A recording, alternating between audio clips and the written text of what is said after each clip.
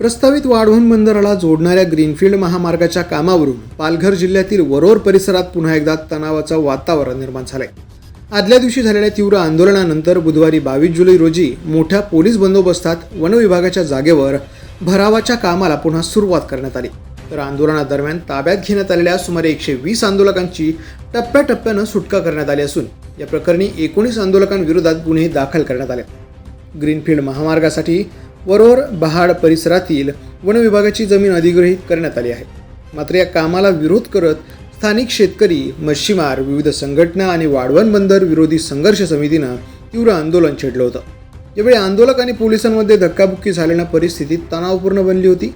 दरम्यान संघर्ष समितीनं जमीन अधिग्रहण प्रक्रिया अद्याप पूर्ण झालेली नसल्याचा तसेच योग्य मोबदला न देता जमिनी ताब्यात घेतल्या जात असल्याचा आरोप केलाय.